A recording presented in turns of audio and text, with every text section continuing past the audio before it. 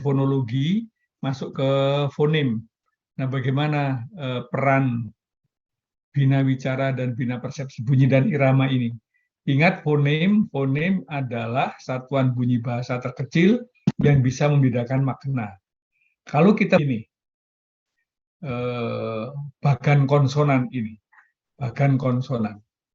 Nah, bagan-bagan konsonan ini Anda harus paham betul daerah artikulasinya dari paling depan, kedua bibir, mundur ke belakang, bibir dan gigi labiodental, mundur ke belakang alveolar atau dental. Alveolar itu baru lengkung kaki gigi, kalau dental hanya gigi saja.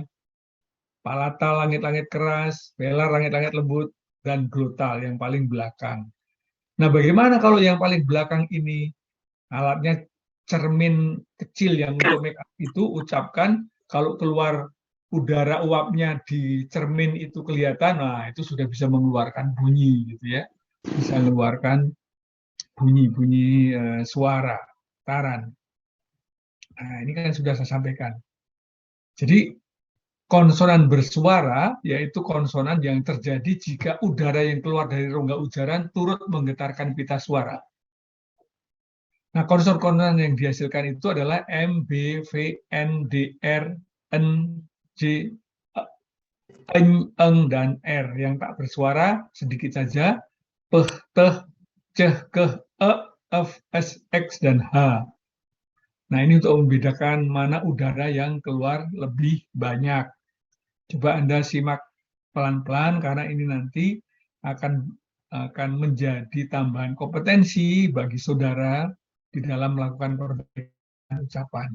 Oke, sekali lagi saya mau cek pendekatan bina wicaranya bisa visual atau melihat posisi gerak organ artikulasi, atau auditoris memanfaatkan sisa pendengaran, kinestetik ini rasa getar, dan taktil ini rasa raba. Nah, kinestetik dan taktil sering disebut haptik. Coba sekarang kalau menggunakan visual ingin memperbaiki ucapan labiodental. Labiodental apa tuh? Menghasilkan konsonan apa? F. F, ya. Jadi media pembelajarannya apa kalau visual? Cermin. Tapi kalau auditoris medianya apa? Bisa menggunakan speech trainer. Kinestetik tentu diraba ya, yang kinestetik dan taktil diraba. Nah, pendekatannya VAKT atau multisensori, semua indera. Nah, termasuk yang ini juga sudah ya, pendekatan globalnya sudah kemarin sudah saya sampaikan ya. Ya. Apa itu teori?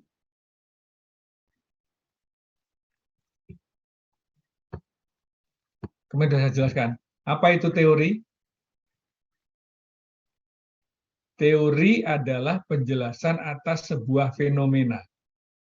Ya, jadi siapkan alat tulisnya. Ya, teori adalah penjelasan atas sebuah fenomena. Nah, misalnya fenomena gestal itu apa sih? Oh, keseluruhan itu lebih bermakna dari bagian-bagian. Contoh, oh ada metode SAS, metode yang menerapkan sintesa analisis sintetik atau whole language. Oh, berarti itu metode SAS itu berarti fenomena gestal. Kan teori penjelasan sebuah fenomena, dijelaskannya seperti itu, cara mengajarkannya seperti itu, gitu ya. Oke.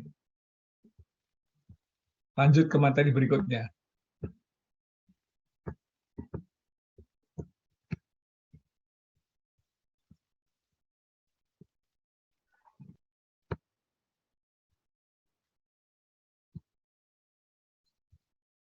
Nah, berikutnya adalah masih suprasegmental.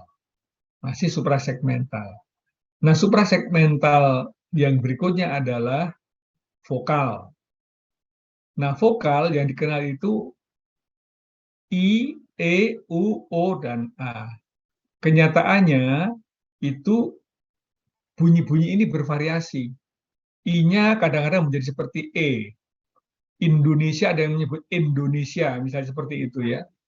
Tapi itu tidak terlalu prinsip. Yang prinsip ini adalah O dan E. E itu tulisannya sama, tetapi bisa menjadi lele, sore. Yang E itu nenek, ya, nenek, kakek, leleh, meleleh. Dan emas, kode, awalan ke, itu Jadi bisa bervariasi. Jadi alo itu variasi, fon itu bunyi. Jadi alofon variasi dari bunyi. Nah ini bagaimana cara memperbaikinya atau membentuknya? Ya tergantung, bisa dilihat. Kalau dilihat nanti ada segitiga vokal yang posisinya berbeda-beda. O ini juga sering membingungkan nih. Tulisannya sama, dibacanya berbeda. Toko, foto itu O bulat. Tapi tokoh dan pohon itu seperti C terbalik. O yang dibelah dua. Nah, yang saya tulis itu namanya lambang-lambang fonetis. Lambang fonetis itu melambangkan tulisan yang melambangkan bunyi. Bunyinya sedunia sama. Maka kalau Anda menggunakan kamus digital, itu akan muncul tulisan cara mengucapkannya, ikutin saja itu bunyi-bunyinya. Tapi harus tahu lambang fonetisnya. Di sana ada lambang-lambang fonetis agar mengucapkannya dituntun seperti itu, gitu ya. Apakah ada pertanyaan? Ada pertanyaan di fonologi ini? Sudah paham? Jika tidak, saya akan lanjut ke morfologi. Oke, lanjut ke morfologi ya.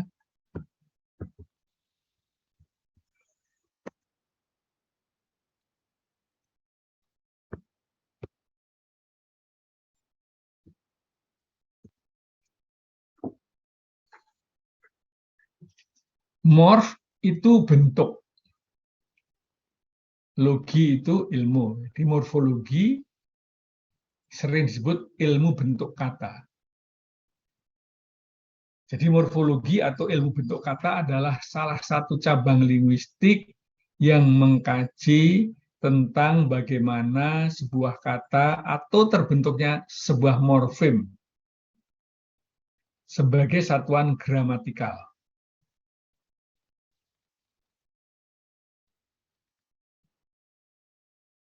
Nah, morfologi juga mempelajari tentang pengaruh perubahan bentuk kata terhadap artian sebuah kata. Maka dengan kata lain, morfologi itu mempelajari dan menganalisis struktur, bentuk, dan klasifikasi kata. Sebentar saya ambil handphone saya bunyi juga.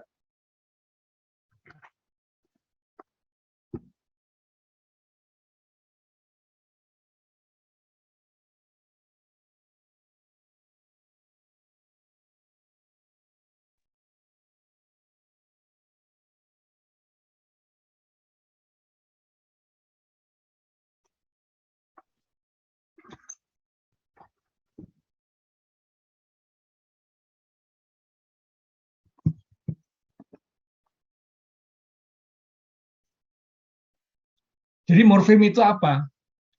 Morfem adalah satuan gramatikal terkecil yang bisa memiliki arti.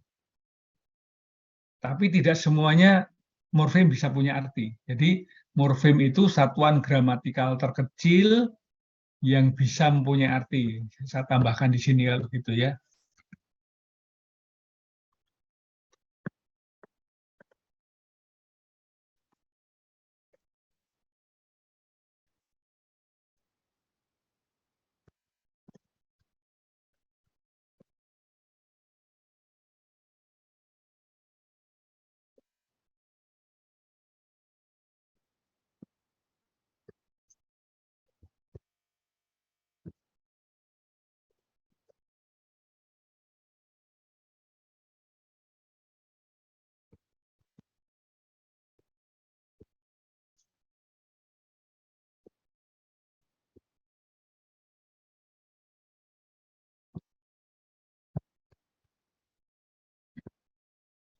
Jadi sekali lagi morfem adalah satuan gramatikal terkecil yang dapat memiliki makna, tapi tidak semuanya.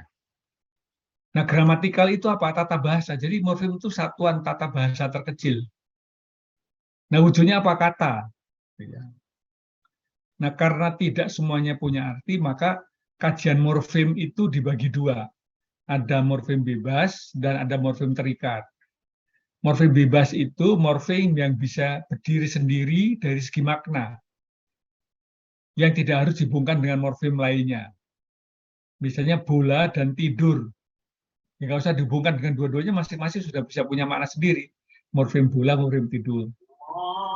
Nah, namun demikian, bentar, HP-nya bunyi. Ya. Namun demikian, ada juga morfem yang tidak bisa berdiri sendiri, sering disebut morfem terikat.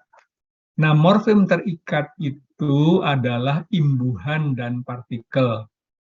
Imbuhan itu berasal dari bahasa Jawa imbuh, imbuh itu tambah, tambahan. Posisinya bisa di depan, bisa di tengah, bisa di belakang. Dan partikel, kalau partikel itu selalu di belakang, nih. Lah, kah, dan pun. Oke. Awalan itu ada 7. Coba ikuti saya.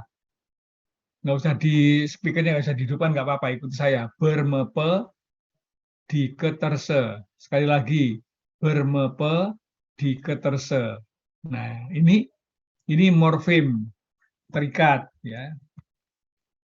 Nanti sebelum ke sana, tambah lagi nih, ada morfem, ini ada partikel. Partikel, lah, kah, dan pun. Nah, ambillah, siapakah, berapapun. Nah, itu akan mengikuti. Jadi, awalan dan partikel atau morfem-morfem terikat ini akan selalu mengikuti atau menempel pada morfem-morfem bebas.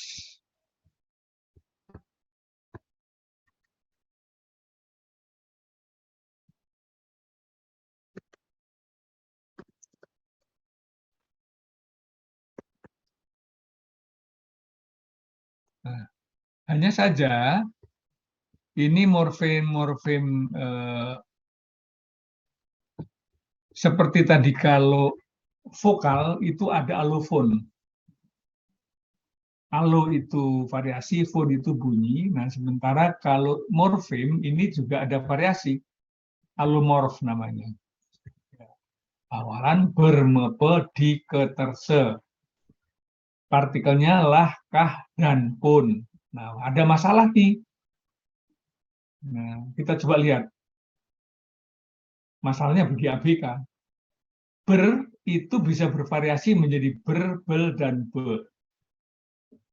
Pada saat ketemu kata sama, maka menjadi bersama.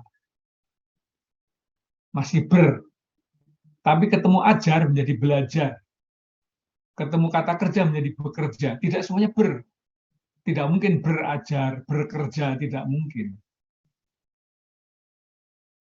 Me itu sendiri, ya, memakan. Tapi bisa men untuk jika ketemu konsonan-konsonan palatal T, D misalnya. Duduk jadi menduduki. Tari berubah menjadi menari. Berikutnya meng. Ketemu konsonan-konsonan glutal, gambar, menggambar. Tapi ketemu vokal juga bisa menjadi mengambil, misalnya mengambil. Ajar menjadi mengajar. Men bisa berubah menjadi men. Siram, ketemu es, menyiram.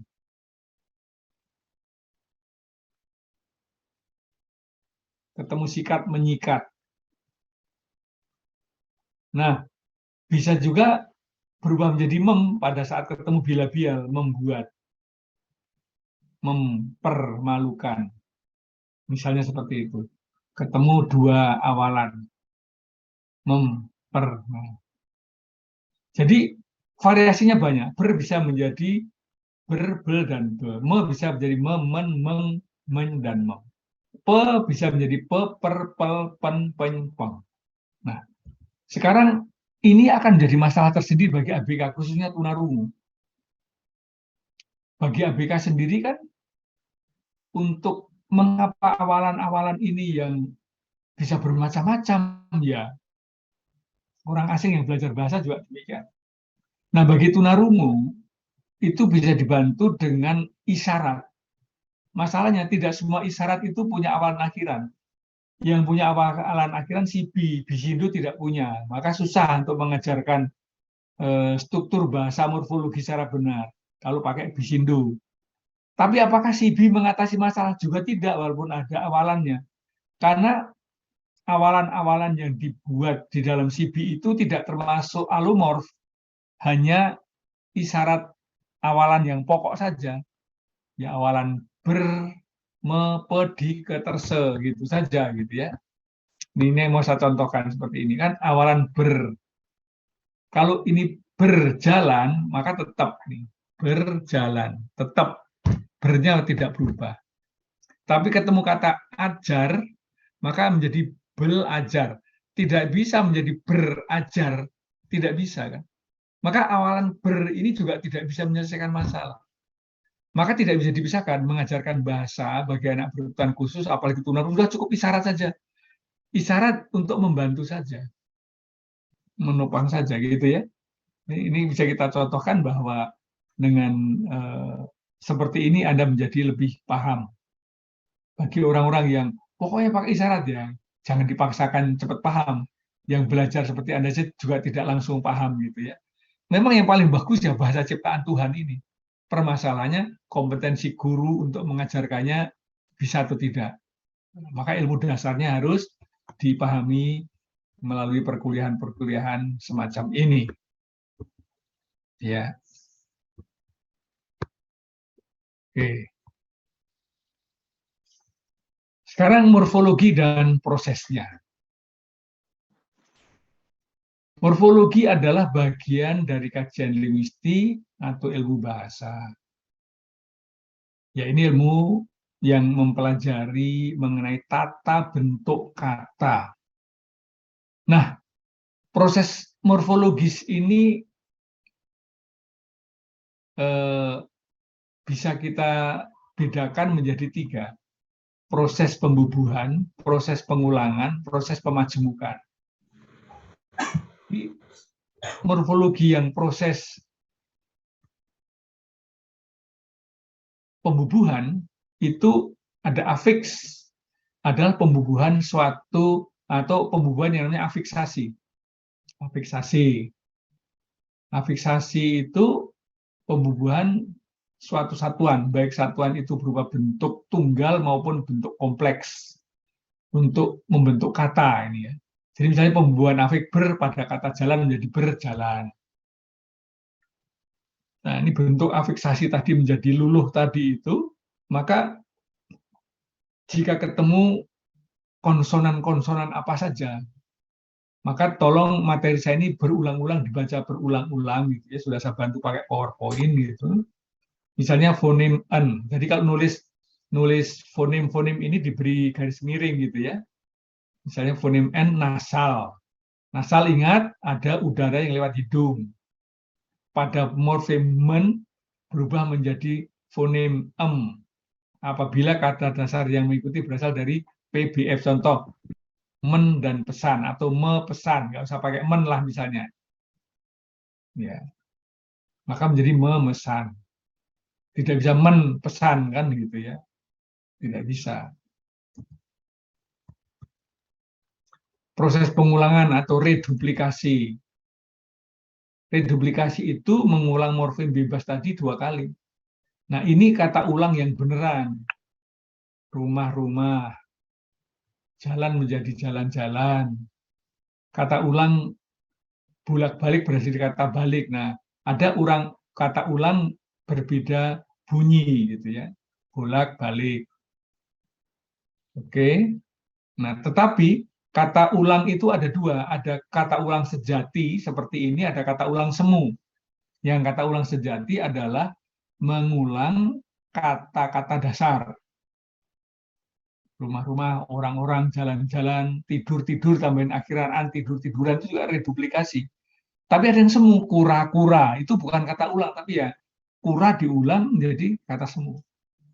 Onde-onde, ada orang nyebut sekali onde, ya, yang benar kan onde-onde gitu kan. Kupu-kupu, nah itu kupu-kupu itu reduplikasi semu, bukan yang sejati. Karena memang ya kupu-kupu, ngomong kupu saja udah ngerti sih gitu. Kura-kura, kupu-kupu, layang-layang, itu kata ulang semu. Yang kata ulang sejati, ini rumah-rumah, jalan-jalan, orang-orang, anak-anak.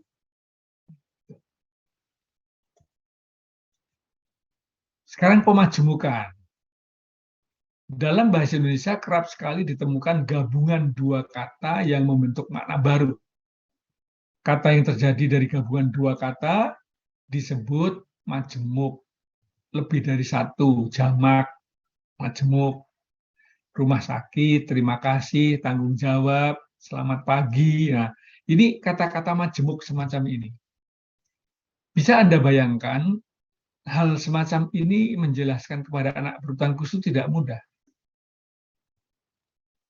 Mengenal pertama dari sisi morfologi kosakata rumah. Rumah ya rumah yang bisa ditinggali. Ketemu sakit kok menjadi sebuah bangunan untuk merawat orang sakit. Kan tidak mudah itu menjelaskan hal demikian ini. Bagi kita ya itu mudah gitu ya, mudah. Berikutnya kata dan proses pembentukannya.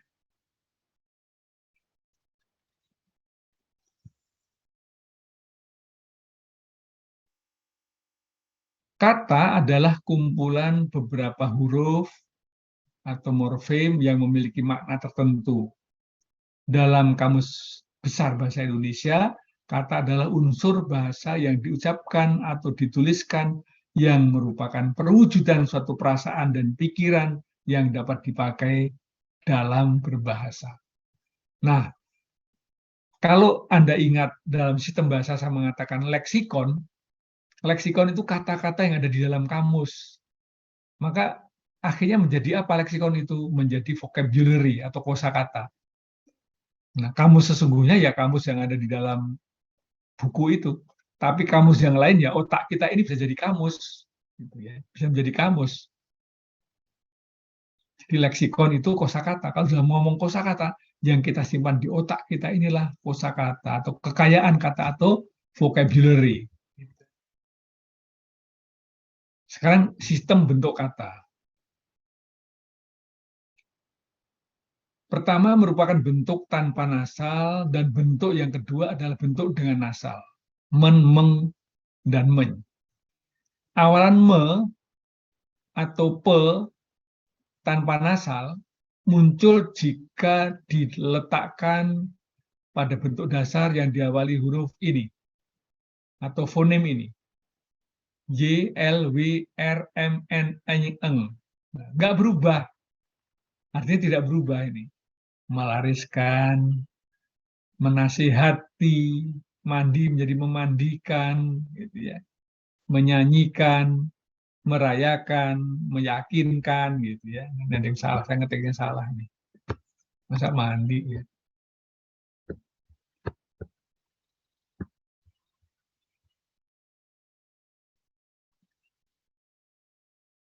Kok seperti ini dipelajari Pak? Ya, ini untuk membedakan untuk kita yang sudah mendengar ini bukan yang sulit, tapi bagi ABK ini bukan hal yang mudah. Bukan hal yang mudah.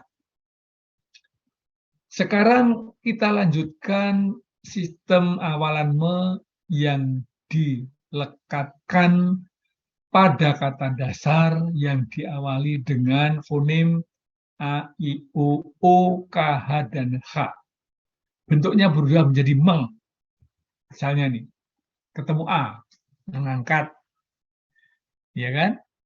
Ketemu mengesahkan, ketemu I, mengikat. Ketemu konsonan K menjadi mengukuhkan. Ketemu U menjadi mengukir. Ketemu glutal G menjadi menggoda. Ketemu E mengelak. Tadi mengesahkan, mengelak. Ketemu H, KH, H mengkhawatirkan. Ketemu olah, mengolah. Ketemu H, H yang paling belakang glutal, menghirup. Oke, nah, semacam ini.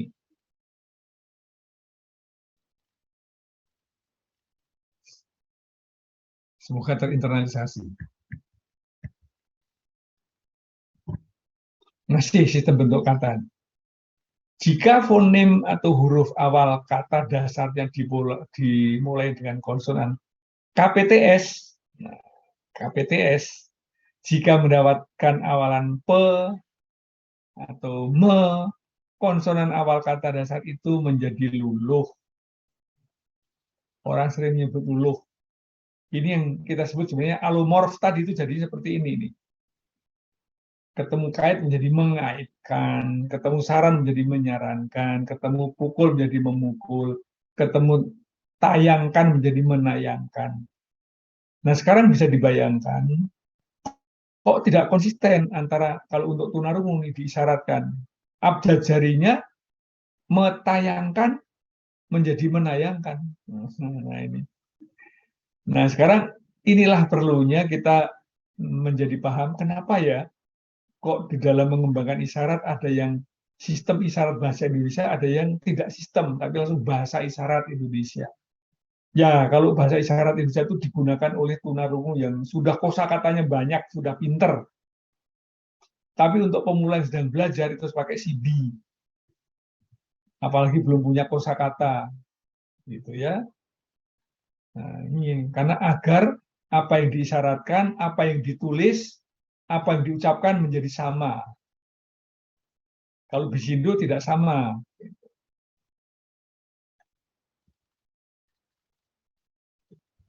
Masih. Bagaimana kalau ketemu kata asing yang masuk ke dalam bahasa Indonesia dengan berbagai gugus konsonan? Nih, seperti stabil, produksi, klasifikasi, transfer, protes, dan kritik. Itu asalnya bahasa serapan, bahasa asing itu. Jika kata itu dibentuk dalam bahasa Indonesia, maka gugus konsonan yang terdapat di awal kata itu tidak luluh.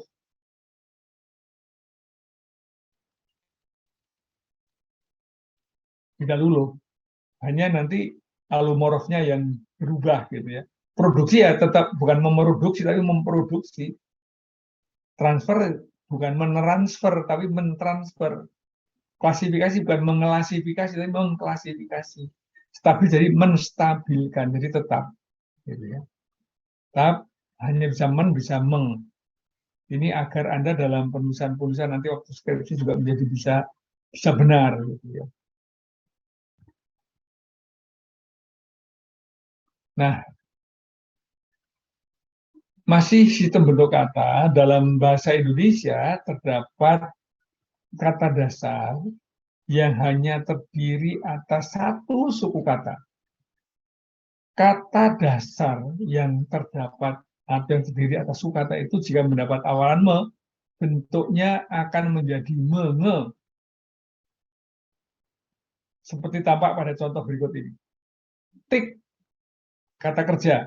Bukan mentik, tapi mengetik. Rem, bukan merem, tetapi mengerem. Lap menjadi mengelap, bukan melap. Lem menjadi mengelem. Cek menjadi mengecek. Cat menjadi mengecat. Pel menjadi mengepel. Kelas menjadi mengelas. Dan bom menjadi mengebom. Nah, ini agar kita konsisten dan ini nanti penting pada saat Anda mengajarkan hal-hal ini kepada anak-anak berkebutuhan khusus. Ya, walaupun pertemuan ini singkat, saya berikan materi yang agak padat, dan ini juga tidak mudah nih, Anda langsung bisa paham. Jadi tolong ini diulang-ulang gitu ya, tolong ini diulang-ulang. Saya jujur mau lanjut tapi rasanya lelah sekali ini, saya belum istirahat, belum minum juga. Kalau ada pertanyaan silakan bertanya, kita diskusi. Dan kalau tidak saya izin mau saya akhiri dulu gitu. Ini ternyata saya dan belum istirahat langsung ketemu Anda ini. Oke, silakan ada pertanyaan. Kaitkan dengan anak berkebutuhan khusus juga tidak apa-apa. Kalau belum paham boleh di grup WA, jangan sungkan-sungkan ya. Kalau tidak bisa tanya di perkuliahan ini di grup WA, sampaikan pertanyaan, jangan malu. Dan kalau tidak tahu langsung disampaikan. Gitu ya. Oke, jadi hari ini tadi pendalaman sedikit tentang fonologi dan saya selesaikan tentang morfologi. Ya. Ada yang mau ditanyakan? Ini Rusi Untari. Ini RPL apa kelas reguler ya? RPL, Pak. RPL. RPL, Pak. Oh, ya. Oke. Ya. Oke, harap dimaklumi ya. Yang penting sudah ketemu dan menyampaikan materi. Iya, Pak. Iya, Pak. Tapi ini banyak loh materinya. Ini banyak ini. Semoga bisa dipahami. Ya. Insya Allah. Ya. Oke. Ukurannya kalau ujian lulus, paham. Iya, terutama yang fonologi itu. Bila-bial itu apa saja, alveolar apa saja. Mesti belum hafal. Tolong dihafalkan ya. Jadi mohon maaf teman-teman yang RPL dan teman-teman yang kelas ABC, saya sampai di sini dulu gitu ya. Izin saya mau belum mandi nih saya. Mandi, Ya, istirahat, makan. Ya, Pak. Terima kasih. Ya, terima kasih, maaf ya. Assalamualaikum warahmatullahi wabarakatuh. Waalaikumsalam.